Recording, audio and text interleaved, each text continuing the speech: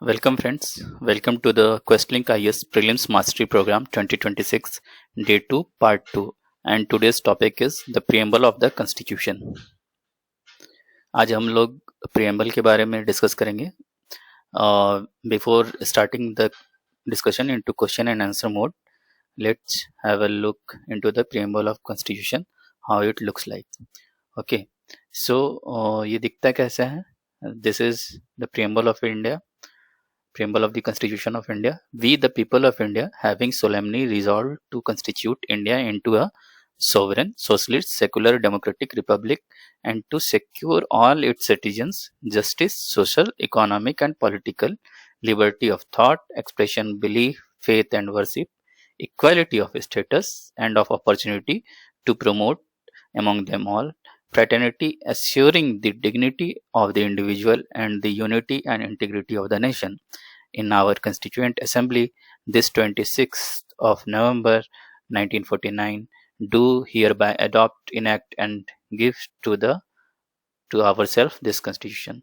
तो बेसिकली ये जो प्रियम्बल है ये ऑब्जेक्टिव रिजोल्यूशन जो जवाहरलाल नेहरू ने दिया था बिफोर ड्राफ्टिंग द कॉन्स्टिट्यूशन, तो उसी पे आधारित है, उससे प्रेरित है.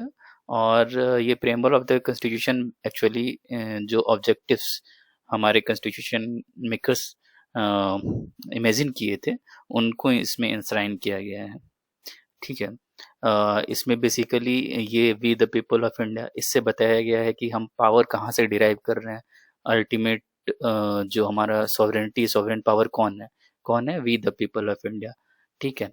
एंड ये nature of the Indian state कैसा है कि sovereign, socialist, secular, democratic republic, हर टर्म का एक स्पेसिफिक मीनिंग है जिसको कि हम लोग क्वेश्चन के थ्रू से आगे देखेंगे.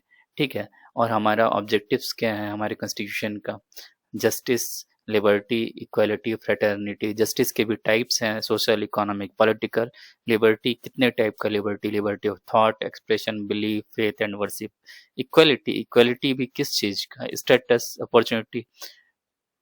और फ्रेटर्निटी, यूनिटी, इंटीग्रिटी, इसके बारे में बताया गया है. और ये जो कॉन्स्टिट्यूशनल असेंबली अडॉप्ट किया गया था किस डेट में? ये 26 डे ऑफ नवंबर 1949. तो ये सब प्राइमरली हमें ध्यान में रखना है और इन्हीं सब कीवर्ड्स के आधार पे जो आगे आने वाले क्वेश्चन आंसर्स होंगे उसको हम लोग डिस्कस करेंगे. So without any further delay let's start with question number 1. So question number 1 goes like this कि the mind of the makers of the constitution of India is reflected in which of the following. जो constitution of India को बनाने वाले थे, makers थे, उनका जो mind है, उनका जो एस्पिरेशंस है, वो किस चीज में रिफ्लेक्ट होता है? Comprehensively preamble, fundamental rights, directive principles of state policy और फंडामेंटल ड्यूटीज. तो बेसिकली जो कंप्रिहेंसिवली डिस्कस होता है वो किस में डिस्कस होता है? वो होता है प्रियम्बल में. क्योंकि प्रियम्बल जो है, the term preamble refers to the introduction और प्रीफेस टू द कॉन्स्टिट्यूशन. ठीक है ना. ये इंट्रोड्यूस करता है कॉन्स्टिट्यूशन को. जितने भी एम्स ऑब्जेक्टिव्स हैं, हमारा जो नेचर होना चाहिए इंडियन स्टेट का, क्या हम लोग करने की कोशिश कर रहे हैं, तो ये बेसिकली जो हमारे कॉन्स्टिट्यूशन की आत्मा है. ठीक है ना. प्रियम्बल का जो प्रैक्टिस स्टार्ट हुआ था वो सबसे पहले अमेरिकन कॉन्स्टिट्यूशन में स्टार्ट किया गया था. ठीक है. ये इट कंटेन्स द समरी और इसेंस ऑफ द इंस्टीट्यूशन. ये पूरे कॉन्स्टिट्यूशन का समरी को डिपिक्ट करता है. ठीक है. It the preamble embodies the basic philosophy. जो बेसिक फिलॉसफी है, जो फंडामेंटल वैल्यूज हैं, चाहे पॉलिटिकल हो, मोरल हो, रिलीजियस हो, ठीक है, जो बेसिक फंडामेंटल वैल्यूज हैं कॉन्स्टिट्यूशन में, उसको ये रिफ्लेक्ट करता है. It contains the grand and noble vision. ये हमारे विजन के बारे में बताते हैं. It reflects the dreams and aspiration of the founding fathers of the constitution. ठीक है. ये preamble of the Indian constitution is based on the objective resolution. हम लोगों ने पहले बात किया था कि जो ऑब्जेक्टिव रेजोल्यूशन है जवाहरलाल नेहरू का, जो कॉन्स्टिट्यूशन असेंबली जब गठित हो रही थी उस समय उन्होंने ड्राफ्ट किया था इसको, उसी पे बेस है. ठीक है. In the words of Alladi Krishna Swamy Iyer, a member of Constituent Assembly, क्या बोलते हैं? The preamble of the Constitution expresses what we thought or dreamed so long. तो कृष्ण स्वामी अय्यर के हिसाब से जो कॉन्स्टिट्यूएंट असेंबली के मेंबर थे, उन्होंने बोला कि प्रियम्बल जो है वो एक्सप्रेस करता है व्हाट वी हैड थॉट और ड्रीम्ड, कि उनके सपनों को ये रिफ्लेक्ट करता है, एक्सप्रेस करता है, ठीक है। इसलिए option A is the correct answer. Okay, next, move to the next question. It is similar to the previous one. Who among the following called the preamble of the Indian Constitution the horoscope of our sovereign democratic republic? ठीक है, horoscope किन्होंने बोला था? तो जो constituent assembly में members थे, तो वो अपनी जो प्रियम्बल को अलग अलग तरीके से उन्होंने डिस्क्राइब किया है, स्कॉलरली तरीके से। जैसे के एम मुंशी थे, उन्होंने जो ड्राफ्टिंग कमेटी के मेंबर थे, उन्होंने बताया है कि प्रियम्बल ऑफ द कॉन्स्टिट्यूशन जो है horoscope of our foreign democratic republic है, ठीक है। तो ये टर्मिनोलॉजी जो है horoscope of our sovereign democratic republic, ये किन्होंने बोला था? के एम मुंशी ने। के एम मुंशी, आंसर डी, ठीक है। लेकिन हम लोग और भी देख लेते हैं कि कभी कभी कुछ और किसी एग्जाम में कुछ और भी पूछा जा सकता है, और भी थिंकर्स और स्कॉलर्स के बारे में। जैसे पंडित ठाकुर दास, इन्होंने बोला था प्रियम्बल को most precious part of the constitution, या की टू द कॉन्स्टिट्यूशन भी बोला जाता है, jewel set of the constitution, और it is a proper yardstick with which one can measure the worth of the constitution, ठीक है। तो ये उनका कमेंट था कि ये एक ऐसा पैमाना है जिसके थ्रू से कॉन्स्टिट्यूशन को नापा जा सकता है, ठीक है, ऐसा मानक है। अर्नेस्ट बार्कर ने इन्होंने कहा था कि preamble as the keynote of the constitutions. Mohammad Hidayatullah, जो चीफ जस्टिस ऑफ इंडिया रह चुके हैं, फॉर्मर, उन्होंने बोला था कि इस रिजेंबल करता है ये यूएस डिक्लेरेशन ऑफ इंडिपेंडेंस के साथ हमारा प्रियम्बल, ठीक है। और containing a solemn resolve that can be altered only by a revolution, ये हमारा solemn resolve है, ठीक है। तो K M Munshi, horoscope of our sovereign democratic republic, Thakurdas Bhargava, उन्होंने बोला था jewel set, yard stick, Ernest Barker, उन्होंने की नोट बोला, हदियतुल्लाह, इन्होंने बोला कि ये सोल ऑफ द कॉन्स्टिट्यूशन है और सोलेम रिजॉल्व है, सोल ऑफ द कॉन्स्टिट्यूशन और सोलर रिजॉल्व। तो इस आंसर का आंसर डी है, K M Munshi. So let's move to the next question. Question number 2. How many types of justice, liberty, equality and fraternity in that order have been mentioned in the preamble of the constitution? UPPCS में पूछा गया था ये 2018 में सवाल कि how many types, number बताना है, how many types of justice, justice कितने टाइप का है, लिबर्टी कितने टाइप का है, इक्वालिटी कितने टाइप का, और फ्रेटर्निटी कितने के टाइप का है। तो ये प्रियम्बल ऑफ द कॉन्स्टिट्यूशन हम लोग ऑलरेडी पहले इसको देख चुके हैं। We the people of India having solemnly resolved to constitute India into a sovereign socialist secular democratic republic, ठीक है, and to secure all its citizens justice, justice कितने टाइप का है, सोशल, इकोनॉमिक एंड पॉलिटिकल, तो ये basically 3 है। Liberty, liberty of thought, expression, belief, faith and worship, ये कितने हैं, 5 है। Equality, equality of status and of opportunity and to promoting them among all, equality of status and opportunity, तो ये basically कितना है, ये बेसिकली 2 है, ठीक है। And fraternity, fraternity assuring the dignity of the individual, ठीक है, fraternity and the unity and integrity of the nation. तो फ्रेटर्निटी बेसिकली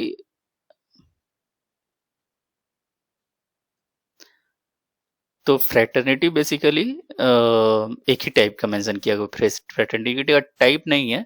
फ्रेटर्निटी का यहाँ पे ऑब्जेक्टिव दिया गया कि फ्रेटर्निटी क्या करेगी, जो डिग्निटी ऑफ द इंडिविजुअल को एश्योर करेगी और यूनिटी और इंटीग्रिटी को प्रमोट करेगी, ठीक है। तो फ्रेटर्निटी बेसिकली एक ही टाइप का है, तो यहाँ पे आंसर आपका ए हो जाएगा, 3, 5, 2, 1। Okay, so the option A is the correct answer. Moving to the next question, question number 3. With reference to the preamble of the Constitution, consider the following statements. The preamble indicates that the authority of the Constitution is derived from the people of India.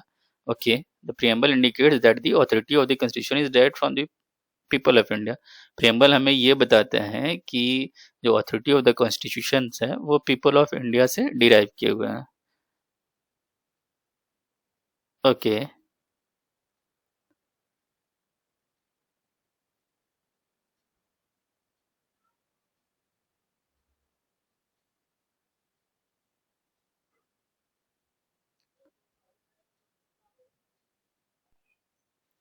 Okay, now move to the question number 3. With reference to the preamble of Indian Constitution, consider the following statements. The preamble indicates that the authority of the Constitution is derived from the Constituent Assembly of India. The preamble indicates that the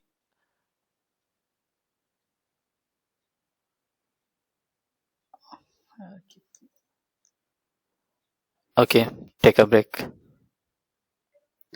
So, okay, so let's move to the question number 3. It states that with reference to the preamble of Indian Constitution, consider the following statement. preamble of the Indian Constitution के बारे में कुछ statements दिए हुए हैं, उन्हें हमें check करना है. The preamble indicates that the authority of Constitution is derived from the Constitution Assembly of India. तो जो authority of the Constitution है वो कहाँ से derive हो रहा है? Constitution Assembly of India से. Okay. It declares India to be a sovereign socialist secular democratic republic state. ठीक है. Justice, liberty, equality and fraternity are mentioned as the objective of the constitution. Okay. The preamble mentions 26 January 1950 as the date of adoption of the constitution. तो इसकी जो objectivity है, इसका जो claim है, let's check those statement. तो सबसे पहले जो प्रियम्बल है वो 4 इंग्रेडिएंट्स या 4 कंपोनेंट्स को रिप्रेजेंट करता है. फर्स्ट हम लोग डिस्कस कर चुके हैं, source of the authority of Indian constitution. Source of the authority of Indian constitution को बताता है. The preamble indicates that the authority of the constitution of India is derived from the people of India से आता है. कहाँ से आता है? वी द पीपल से आता है. वी द पीपल, यहाँ से आ रहा है आपका authority. This is the main source of authority of the Constitution of India. ठीक है. नेचर ऑफ इंडियन स्टेट्स क्या है? सोवरेन है, सोशलिस्ट है, सेकुलर है, डेमोक्रेटिक है, रिपब्लिक है.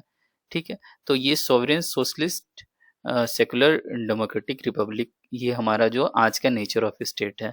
इसमें से हमें ये बात याद रखना है कि सोशलिस्ट और सेकुलर जो है ये बाद में ऐड किया गया था. कब ऐड किया गया था? 42nd कॉन्स्टिट्यूशन अमेंडमेंट एक्ट के थ्रू से. ठीक है. Objectives of the constitution of India क्या है? जस्टिस है, लिबर्टी है, इक्वालिटी है, फ्रेटर्निटी है. ऑलरेडी देख चुके हैं कितने टाइप की जस्टिस, लिबर्टी, इक्वालिटी और फ्रेटर्निटी है. ठीक है. डेट ऑफ एडॉप्शन क्या है? 26 नवंबर 1949 है. क्वेश्चन में क्या दिया हुआ है डेट ऑफ एडॉप्शन? क्वेश्चन में बेसिकली दिया हुआ डेट ऑफ एडॉप्शन 26 जनवरी 1950. ये क्या होगा? 26 नवंबर 1949. So this statement is wrong. The preamble indicates that the authority of the constitution is derived from Constitution Assembly. Constitution Assembly नहीं है, ये क्या है? We the people of India. Then this statement is also wrong. It declares India to be a sovereign, socialist, democratic and republic state. ये बात तो सही है. और justice, liberty, equality and fraternity are mentioned as objectives of the constitution. ये भी सही है. So option C is the correct answer. So option C is the correct answer. Now next, move to the next question.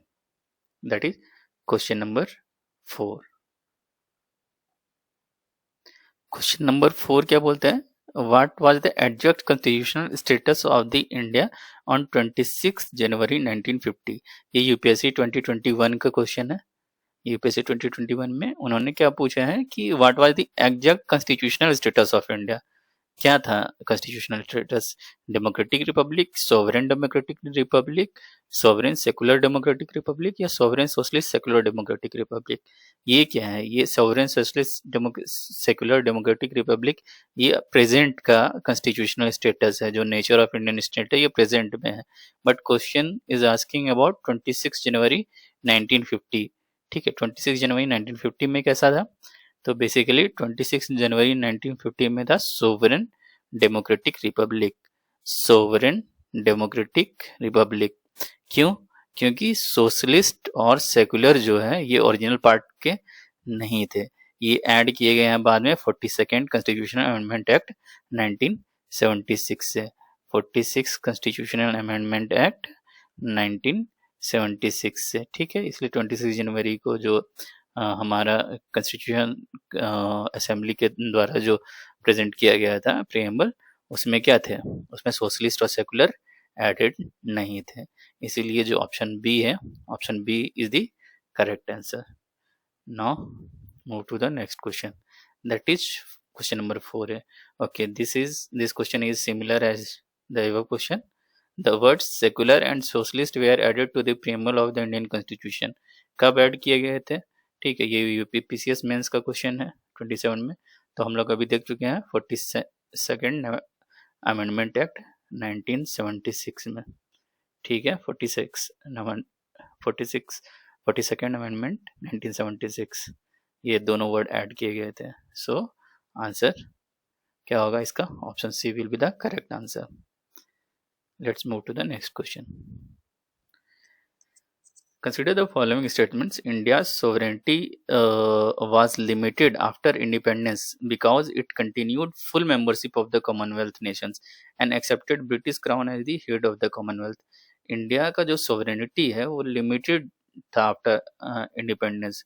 क्यों? क्योंकि because it continued full membership of the Commonwealth of the nations and accepted British Crown as the head of the Commonwealth। तो India ने full membership of Commonwealth ले लिया था। इसके लिए जो इंडिया का सोवरेनिटी है उसको बोला जा रहा है कि लिमिटेड है। ठीक है, अब द सेकेंड स्टेटमेंट क्या है? The word sovereign in the preamble implies that India is neither A dependency nor a dominion और any another nation and is free to conduct its both an internal and external affairs।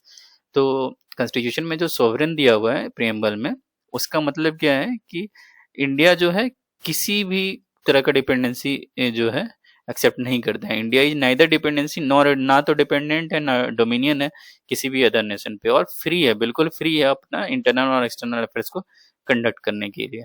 ठीक है, now हम लोग इसको check करते हैं दोनों statements के क्लेम्स को। तो the word sovereign implies that, जो सोवरेन है कॉन्स्टिट्यूशन में प्रीएम्बल में जो सोवरेन है, इसका मतलब क्या है? India is neither A dependency nor a dominion of any other nation. तो इंडिया क्या है कि ना ही डिपेंडेंट है और ना ही डोमिनियन है किसी दूसरे नेशन पे, बट एक इंडिपेंडेंट स्टेटमेंट है, इंडिपेंडेंट स्टेट है। तो जो स्टेटमेंट 2 है वो करेक्ट है। ठीक है, तो सोवरेनिटी का मतलब और भी क्या होता है कि कोई ऑथोरिटी नहीं है इसके, no authority is above it and it's free to conduct its own affairs. ठीक है, इसके ऊपर कोई अथॉरिटी नहीं है। लेकिन इन 1949 में इंडिया डिक्लेयर किया था कि इंडिया जो है अपने आप को इंडिपेंडेंट तो घोषित किया, लेकिन अपना जो मेंबरशिप है कॉमनवेल्थ का वो कंटिन्यू किया। ठीक है, और कॉमनवेल्थ को में एक्सेप्ट किया कि ब्रिटिश क्राउन का वो कॉमनवेल्थ है। ठीक है, लेकिन यहाँ पे ये चीज देखना है कि it does not affect India sovereignty in any manner. तो इंडिया ने जो कॉमनवेल्थ को ज्वाइन किया हुआ था, कॉमनवेल्थ का मेंबरशिप को कंटिन्यू किया।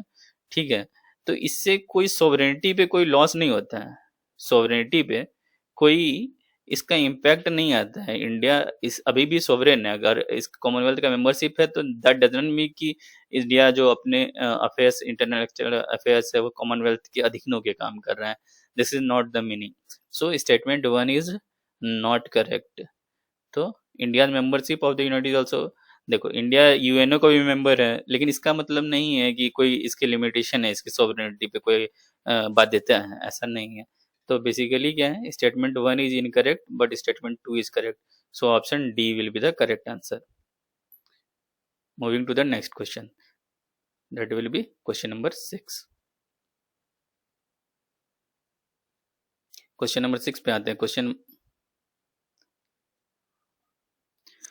Question number 6 goes like this: India has people's sovereignty because the preamble of the constitutions begin with the words democratic India, republic the people, democracy of the people and we the people of India। तो India में जो people का, लोगों का sovereignty है, India में लोगों का सोवरेनिटी वो कैसे डिपिक्ट होता है? क्योंकि प्रीएम्बल जो है, preamble of the constitution begins with the word, preamble of the constitution कौन से वर्ड से बिगिन होता है? तो स्टार्ट ही होता है preamble of the constitution of India, we the people of India having solemnly resolve to constitute India into a sovereign socialist secular democratic republic. तो यहाँ पे स्टार्ट किस चीज से हो रहा है? We the people of India से, we the people of India. तो आंसर इसका डी है, सिंपल से। India's people sovereignty because preamble of the constitution begins with the word we the people of India. This phrase clearly signifies that the ultimate source of authority of the constitution of India lies with the people. तो source of authority कौन है? source of authority है people of India. source of authority कौन है? people of India. so इसी से हमारा जो इसके इसलिए हम लोग इसको क्या बोलते हैं? people sovereignty. people sovereignty. Okay, ये बीपीएससी का क्वेश्चन था, 39 बीपीएससी का. Now move to the next question, that is question number 7. India is a republic means India एक रिपब्लिक है, इसका मतलब क्या है? It is the people who are in the final authority in all manners. It is the people who are the final authority in manners. There is no parliamentary system of the government in India. There is no hereditary rulers in India. India is union of state. तो India में जो Republic है, Republic इसका मतलब क्या होता है? Republic का मतलब क्या होता है? देखते हैं इसको. A democratic polity can be classified into 2 categories. अगर डेमोक्रेटिक पॉलिटी है तो उसमें क्या कर सकते हैं? डेमोक्रेटिक उसमें या तो मोनार्की हो सकता है या रिपब्लिक तरीके से हो सकता है. मोनार्की में क्या होता है? जो हेड ऑफ द स्टेट होता है, हेड ऑफ स्टेट अगर कोई किंग है, हेड ऑफ स्टेट अगर किंग है देन इट इज मोनार्की. ठीक है. और अगर head of state elected people है then it will become republic. Okay, so therefore the term republic in our preamble indicates that India has an elected head of called president. India के पास जो है, India के पास क्या है? India एक republic है. क्यों है? क्योंकि इलेक्टेड हेड ऑफ प्रेसिडेंट है. इलेक्टेड हेड कौन है? प्रेसिडेंट ऑफ इंडिया है. ठीक है. thus it signifies republic. ठीक है. so इसका आंसर क्या होगा कि there is no hereditary rulers in India. देखो इंडिया जो first statement, it is the people who are the final authority in all matters, तो ये क्या हो गया? सोवरेन हो गया. There is no parliamentary system, ये तो खैर स्टेट ऑप्शन ही गलत है. India is the union of state. Union of state है, दैट डज नॉट मीन कि वो रिपब्लिक होगा. ठीक है. सो यहाँ पे the term Republic means the head of the state is elected, यही की टर्म है. Okay, thus option C is correct answer. Move to the next question, that is question number 8. so question number 8 क्या बोलता है? which one of the following objectives is not embodied in the preamble to the constitution of India? ये UPSC में 2017 में पूछा है. Liberty of thought, economic liberty, liberty of expression, liberty of belief. तो सबसे पहले हम लोग इसमें समझेंगे क्योंकि ये लिबर्टी बहुत इंपॉर्टेंट कंसेप्ट है, यूपीएससी में रिपीटेडली पूछा जाता है. तो लिबर्टी का बेसिकली लिबर्टी को कन्वेंशनली तो हम लोग जानते हैं कि एब्सेंस ऑफ रिस्ट्रेंट के रूप में. ठीक है, कि एब्सेंस ऑफ रिस्ट्रेंट्स. लेकिन ये जो एब्सेंस ऑफ रिस्ट्रेंट्स है ये है negative liberty. Okay, this signifies negative liberty. और एक लिबर्टी हो सकता है पॉजिटिव लिबर्टी. पॉजिटिव लिबर्टी में क्या बोला जाता है कि जो अवेलेबिलिटी ऑफ अपॉर्चुनिटीज है, अवेलेबिलिटी ऑफ अपॉर्चुनिटीज, किस टाइप का अपॉर्चुनिटीज? ताकि आपका पूरा ह्यूमन ग्रोथ हो सके, आप अपने लोअर सेल्फ से हायर सेल्फ की तरफ बढ़ सके. ठीक है, तो वो होता है पॉजिटिव लिबर्टी. ठीक है. Liberty signifies both the absence of unreasonable restraints on the activities of the individuals and the creations of conditions that enable the development of individual liberty. ठीक है. तो एक तो हो गया इसमें absence of restraint. ठीक है. और दूसरा हो गया availability of opportunities. एक किसी से आपको मुक्त होना है और एक किसी के लिए मुक्त होना है. ठीक है. तो जो जिससे है तो फ्रीडम फ्रॉम, तो ये वाला नेगेटिव है. और अगर किसी चीज के लिए है तो freedom for, then that is positive one. ठीक है. तो negative liberty refers to the freedom from external constraints and positive liberty denotes for the ability of opportunities, rights and enabling conditions. ठीक है, अब हम लोग प्रीएम्बल ऑफ कॉन्स्टिट्यूशन देख चुके हैं। इसमें क्या बताया गया है, इसमें बोला गया है, इसमें डिस्कस किया गया है liberty of thought, expression, belief, faith and worship. ठीक है, this liberty is primarily reflecting the जो नेगेटिव लिबर्टी के बारे में है। ठीक है, और ये हम लोग का जो एनफोर्स होता है वो फंडामेंटल राइट्स के थ्रू से एनफोर्स होता है। लेकिन जो हम लोग का कॉन्स्टिट्यूशन है, ठीक है, वो पॉजिटिव लिबर्टी भी प्रमोट करता है। पॉजिटिव लिबर्टी कैसे प्रमोट करता है, वो डीपीएसपी के थ्रू से अलग अलग, जैसे कंसंट्रेशन ऑफ वेल्थ नहीं होना चाहिए एंड जो वर्किंग कंडीशन सेफ होना चाहिए। तो इन सब सोशियो इकोनॉमिक अपॉर्चुनिटीज को भी प्रोवाइड करवाने के लिए डीपीएसपी प्रोविजंस देती है। लेकिन इसमें जो इकोनॉमिक लिबर्टी है ये कैटेगरिकली जो है वो इम्प्लिसिट नहीं है हमारे प्रीएम्बल ऑफ द कॉन्स्टिट्यूशन में। सो इकोनॉमिक लिबर्टी जो है वो हमारे प्रीएम्बल का पार्ट नहीं है। ठीक है, hence option B will be the correct answer. Now move to the next question, that is question number 9. Question number 9, which one of the following factors constitute the best safeguard of liberty in a liberal democracy? अभी हम लोग liberty के बारे में देख चुके थे कि कितने टाइप के लिबर्टी होते हैं, जो मेजर टाइप थे नेगेटिव लिबर्टी और पॉजिटिव लिबर्टी के बारे में। Now we will discuss about liberal democracy, what we means by liberal democracy and what factors actually constitute the best safeguard of liberty in a liberal democracy, right? So moving to this thing, that is liberal democracy. तो एक liberal democracy किसको बोलते हैं? एक liberal democracy किसको बोला जाएगा? पहली बात तो जिसमें कि डेमोक्रेसी हो और वो लिबरल हो। डेमोक्रेसी मतलब जो पॉपुलर कंसेंट, जिसमें फ्री एंड फेयर इलेक्शंस हो, राइट? तो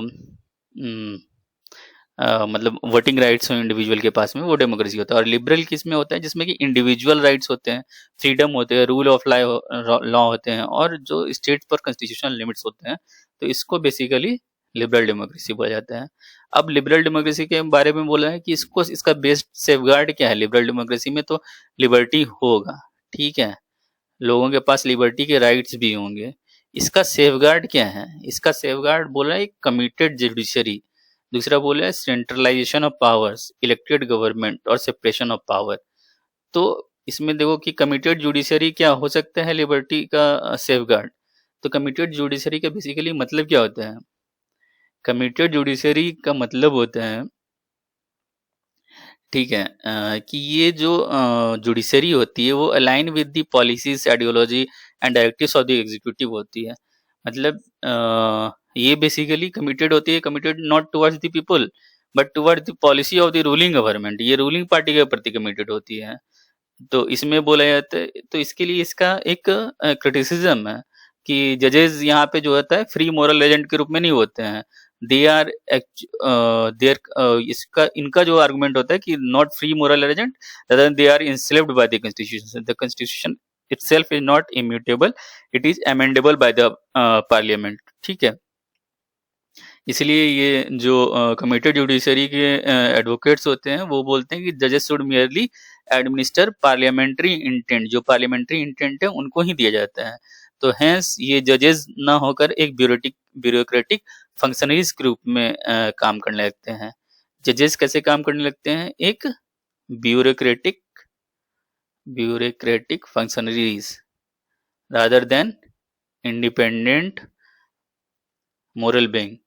ठीक है, तो जब अगर आप एक एग्जीक्यूटिव के प्रति आप बहुत ज़्यादा वफादार हो जाओगे तो बेसिकली आप क्या करोगे?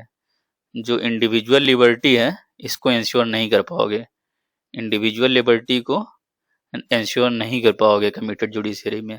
ठीक है, तो ये जो आंसर है कमिटेड जुडिशरी का, ये नहीं होगा।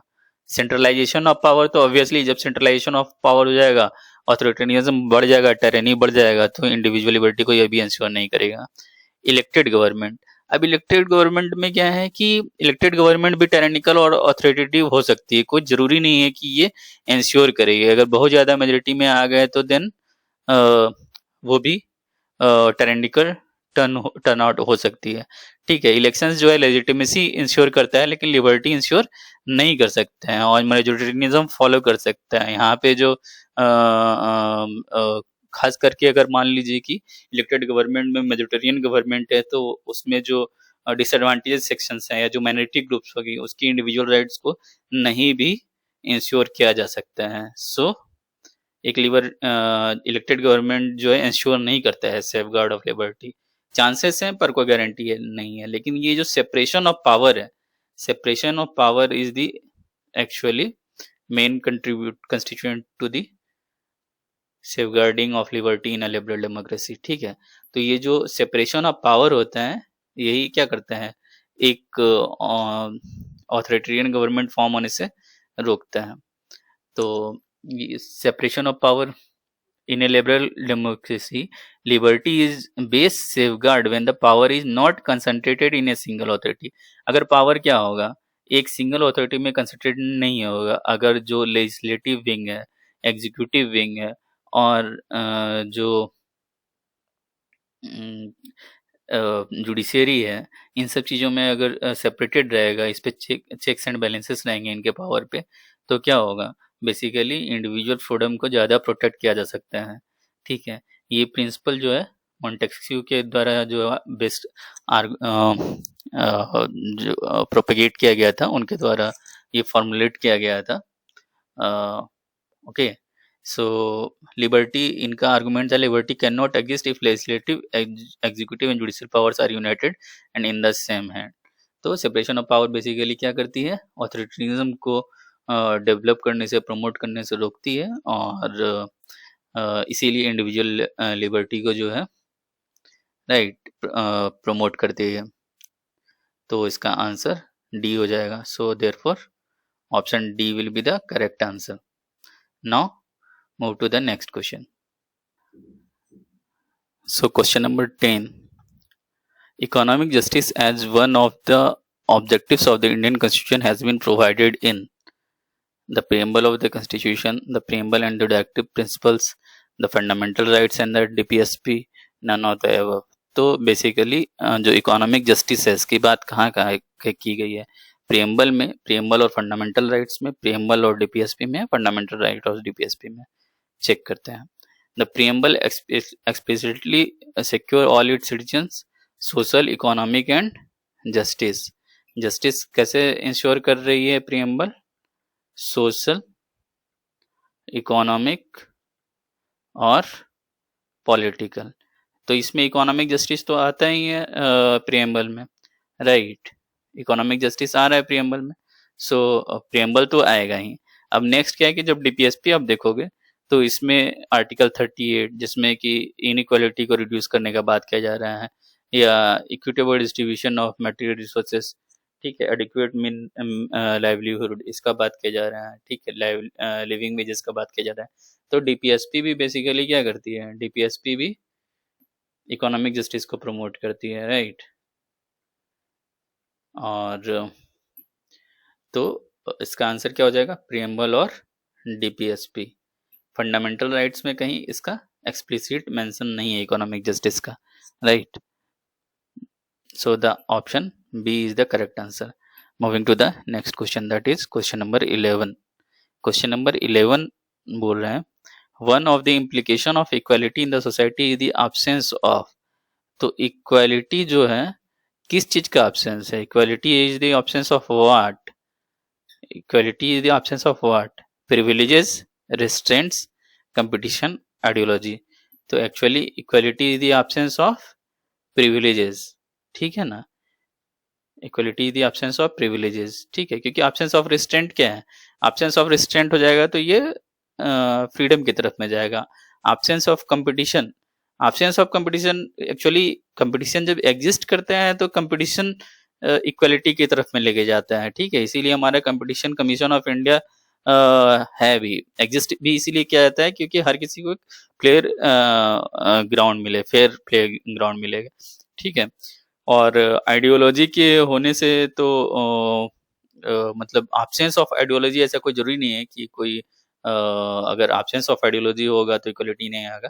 बेसिकली अगर बहुत ज़्यादा अगर हमारे पास मल्टीपल आइडियोलॉजी रहेंगे तो वहाँ पे प्लुरलिज्म रहेगा, and multiple ideology actually promotes equality, right? One of the fundamental implication of equality in society is the absence of special privileges. ठीक है, कि जैसे स्पेशल प्रिविलेजेस किसी को बर्थ के आधार पे मिल रहा है, किसी को स्टेटस, कास्ट, क्लास, इन सब चीजों के आधार पे अगर किसी को कुछ स्पेशल प्रिविलेज मिल रहा है, कि पहले कोई किंग क्वीन होते थे, तो इन इन सब क्योंकि किसी को सोशल ऑर्डर में on the basis of their birth उनको हायर स्टेटस मिल रहा है, तो इन सब चीजों को इक्वलिटी हटाने का बात करता है। Equality implies no individual or group enjoys the unfair advantage and advantages that are denied to others. In constitution and political theory, equality is understood as the equality before law or equality equal protection of law. हम लोग इसको fundamental right में भी देखेंगे भी कि equality before law, कानून के पास में सब कोई इक्वल है, ठीक है, और इक्वल प्रोटेक्शन ऑफ लॉ, तो जो भी लॉ दिए गए हैं उनका इक्वली प्रोटेक्ट किया जाएगा, ठीक है। तो आर्टिकल 14 क्या बोलता है? Abolishes arbitrary privileges and ensuring equality before law. Article 15 भी जो है discrimination on the ground of religion, race, caste, sex, ये सब चीज को डिस्क्रिमिनेशन को प्रोहिबिट करने की बात करती है। आर्टिकल 60 इंश्योर करती है इक्वलिटी ऑफ अपॉर्चुनिटी, ठीक है। सो the answer will be absence of privileges. Equality in society means absence of privileges. Other option हम लोग चेक कर चुके हैं कि रेस्ट्रेंट्स, absence of restraints बेसिकली आपके फ्रीडम की तरफ में लेके जाएगा। कंपटीशन हमें चाहिए सोसाइटी में इक्वलिटी को इंश्योर करने के लिए, मल्टीपल आइडियोलॉजी भी चाहिए हमें प्लुरलिज्म और इक्वलिटी को इंश्योर करने के लिए। Therefore option A will be the right answer. Moving to the next question, that is question number 12.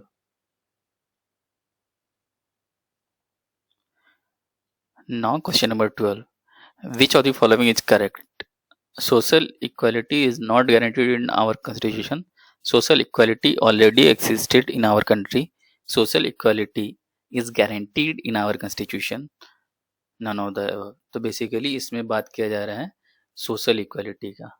क्या बात किया जा रहा है? Social equality. तो इसमें social equality is not guaranteed in the constitution. तो सोशल इक्वालिटी क्या गारंटी नहीं किया जाता है इंस्टीट्यूशन में? ओके, सोशल इक्वालिटी क्या पहले से ही एग्जिस्ट कर रही थी?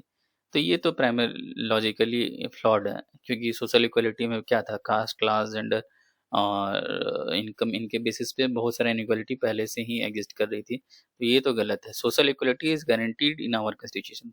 हमारे कॉन्स्टिट्यूशन मेकर जो है उनका कोशिश क्या है कि सोशल इक्वलिटी लाने का बात किया जा रहा है उनको।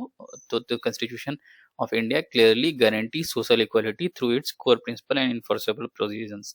तो कैसे कहा जाता है कि इन जो आप प्रीएम्बल ऑफ देखिएगा, तो इसमें जस्टिस जो है, सोशल जस्टिस के बारे में बात किया जा रहा है, ठीक है।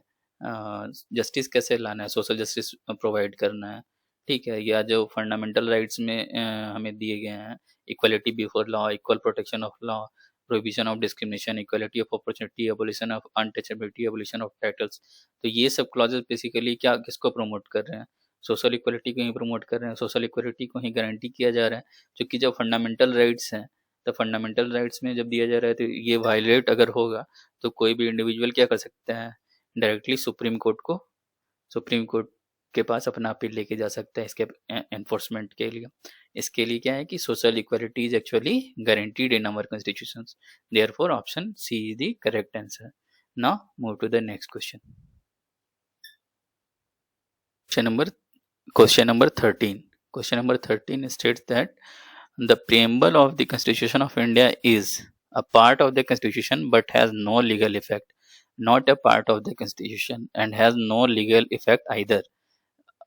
The preamble of the Constitution of India is a part of the Constitution and has the same legal effect as any other part. A part of the Constitution but has no legal effect independently of other parts. तो basically इसमें दो चीज दिया जा रहा है कि preamble of the constitution of India जो है, प्रीएम्बल जो है वो क्या है, पार्ट है कि नहीं कॉन्स्टिट्यूशन ऑफ इंडिया का, और इसका लीगल इफेक्ट क्या है, ठीक है। दो चीज के बारे में इसमें हम लोग चर्चा करेंगे। तो इसको देखते हैं कि जो status of preamble of constitution of India था ना, ये पहले से ही कॉन्स्टिट्यूशनल कंट्रोवर्सी में था फ्रॉम द वेरी बिगनिंग। तो अब देखो कि जब बेरूबारी यूनियन केस होते हैं, इसमें सुप्रीम कोर्ट जो है प्रियम्बल के इम्पोर्टेंस को एक्नॉलेज करते हैं कि जनरल पर्पस और ऑब्जेक्टिव्स के लिए इम्पोर्टेंट है, ठीक है। और इसको वेटेज और दिया जाता है कि इसको प्रियम्बल को यूज किया जा सकता है कि इंटरप्रिटेशन कोई भी अगर लीगल इंटरप्रिटेशन करना है तो, ठीक है। लेकिन इसमें इन्होंने बोला था कि बेरूबारी प्रियम्बल जो है पार्ट नहीं है। किसमें? बेरूबारी में। बेरूबारी में बोला गया है कि प्रियम्बल जो है पार्ट ऑफ कॉन्स्टिट्यूशन नहीं है। लेकिन जैसे ही केशवानंदा भारती केस आता है, इसमें सुप्रीम कोर्ट अपने रूलिंग को फिर से रिव्यू करते हैं और इसमें बोलते हैं कि प्रियम्बल जो है integral part of the constitution है। केशवानंदा भारती में प्रियम्बल को integral part of constitution of India माना गया है, ठीक है।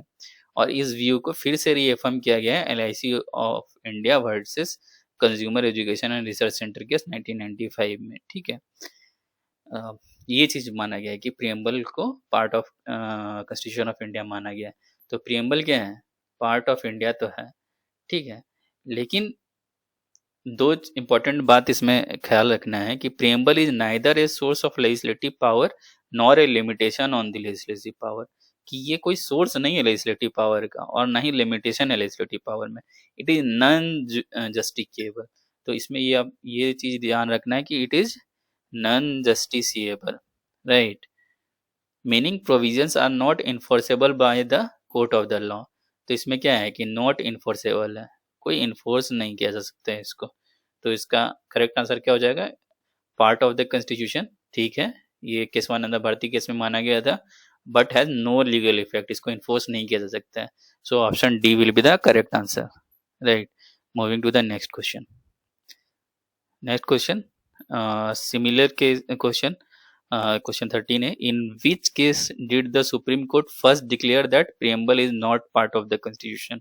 Preamble part of the constitution नहीं है, अभी हम लोग किसमें देखे थे? बेरूबारी के यूनियन केस 1960 में, जस्ट प्रीवियसली डिस्कस किए हैं। So the answer option A is the correct answer. Moving to the next question, question 14। Question 14 में बोला जाता है कि the preamble clearly states that fraternity must ensure the dignity of the individual and the unity and integrity of the nation. Fraternity जो है वो dignity of the individual को ensure करते हैं और unity and integrity of the nation को ensure करते हैं, ठीक है, ठीक लग रहा है। The expression unity and integrity of the nation refers only to the territorial unity of India. तो इंडिया में जो एक्सप्रेशन है यूनिटी और इंटीग्रिटी का, वो सिर्फ टेरिटोरियल यूनिटी के टर्म्स में है, ठीक है। तो देखते हैं दोनों स्टेटमेंट्स को। फ्रेटर्निटी मीन्स क्या होता है? Fraternity refers to brotherhood. Fraternity refers to brotherhood. The preamble clearly state that fraternity must ensure the dignity of the individual and the unity and integrity of the nation. ये बात तो सही है कि preamble ने बोला है कि dignity of the individual and unity and integrity of the nation को preserve करना है. So the statement 1 is correct, right?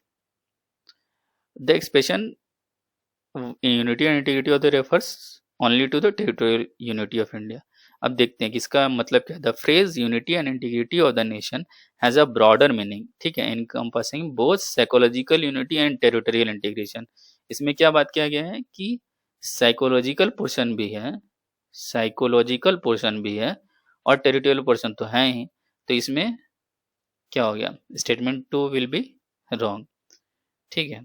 So hence option C will be correct. और क्या है एक्सप्लेनेशन में? कॉन्स्टिट्यूशन कैसे प्रमोट करते हैं unity and integrity? Single citizenship के थ्रू से फंडामेंटल ड्यूटी बताते हैं, ठीक है। आर्टिकल 1 में क्या बताया गया है कि यूनियन ऑफ स्टेट बताया गया है, जो कि इंडिया के इनडिस्ट्रक्टिबल नेचर के बारे में बताते हैं, ठीक है। प्रियम्बल में इंटीग्रिटी ऐड किया गया है 42nd कॉन्स्टिट्यूशन अमेंडमेंट एक्ट से, ठीक है। तो इसका वही है कि स्टेटमेंट 1 जो है करेक्ट है, फ्रेटर्निटी का जो मीनिंग है, लेकिन जो यूनिटी एंड इंटीग्रिटी का जो रेफरेंस है वो टेरिटोरियल साइकोलॉजिकल सेंस में, तो स्टेटमेंट सेकंड रॉन्ग है। Therefore option C will be the correct answer. Now moving to the next question, that is question number 15। इसको देखते हैं। The preamble of the consider the following statements with reference to the amendment of the preamble. तो हम लोग preamble के amendment के बारे में बात करते हैं, ठीक है। प्रियम्बल के अमेंडमेंट के बारे में बात करते हैं। The preamble of the constitution of India is अमेनेबल under article 368 of the constitution. ठीक है, तो प्रियम्बल ऑफ इंडिया क्या है कि एक्चुअली आर्टिकल 368 के थ्रू से अमेंड किया जा सकता है। नेक्स्ट आर्गुमेंट क्या है? नेक्स्ट आर्गुमेंट है कि the preamble to the constitution of India has been amended several times, has been amended several times since independence to reflect changing socio economic order. ठीक है, तो पहला आर्गुमेंट तो यही है कि प्रियम्बल को जो है हम लोग अमेंड कर सकते हैं। प्रियम्बल को क्या कर सकते हैं? अमेंड कर सकते हैं आर्टिकल 368 में से। तो इस आर्गुमेंट को चेक करते हैं। The Kesavananda Bharati case 1973 held that preamble is part of the constitution of India, हम लोग पहले देख चुके हैं केशवानंदा भारती केस में, and hence amenable amendment under article 368। ठीक है, जब पार्ट हो गया तो कॉन्स्टिट्यूशन का पार्ट है, तो कॉन्स्टिट्यूशन का पार्ट तो कॉन्स्टिट्यूशनल अमेंडमेंट आर्टिकल 368 में कंसिडर ही किया जाता है कि वहां से हम लोग आर्टिकल 368 से अमेंड कर सकते हैं। ठीक है, इसको हम लोग अमेंडेबिलिटी ऑफ द कॉन्स्टिट्यूशन में और डिटेल से देखेंगे। ठीक है, subject to the basic structure doctrine amend कर सकते हैं, लेकिन क्या चीज का ख्याल रखना है कि ये वायलेट ना करे बेसिक स्ट्रक्चर डॉक्ट्राइन को। जो बेसिक स्ट्रक्चर डॉक्ट्राइन है इसको वायलेट नहीं करना चाहिए। ठीक है, तब तक हम लोग इसको अमेंड कर सकते हैं। अच्छा, अभी तक में क्या स्टेटस है? Preamble to the constitution of India has been amended only once. ठीक है, only once, only one amendment है। किसमें? प्रियम्बल में ओनली वन अमेंडमेंट है। प्रियम्बल में कब किया गया था? हम लोग कई बार पहले देख चुके हैं, 42nd कॉन्स्टिट्यूशन अमेंडमेंट एक्ट 1976 के बाद जो है अमेंडमेंट नहीं किया गया है। उसमें क्या किया गया था? 42nd में सोशलिस्ट, सेकुलर और इंटीग्रिटी को ऐड किया गया था। तो इसलिए जो स्टेटमेंट 2 है वो इनकरेक्ट है, और स्टेटमेंट 1 है कि इसको हम लोग अमेंड कर सकते हैं प्रियम्बल को आर्टिकल 368 के अंदर में। केशवानंदा भारती केस में इसका रिफ्लेक्शन किया गया है। ठीक है, उसका डिपिक्शन हो गया। लेकिन प्रियम्बल को जो है अभी तक कितना बार बदला गया, इसमें सेवरल टाइम्स बोल रहे हैं हम लोग। बेसिकली अभी तक एक ही अमेंडमेंट देखे हैं। कब देखे हैं? 42nd कॉन्स्टिट्यूशन अमेंडमेंट एक्ट 1976 में। तो स्टेटमेंट जो ऑप्शन सी है that would be the correct answer. Statement 1 is correct and statement 1 is incorrect. So this was the last question. ठीक है, so this is the end of the discussion today. We will meet in the next class. Till then, enjoy your studies. Bye.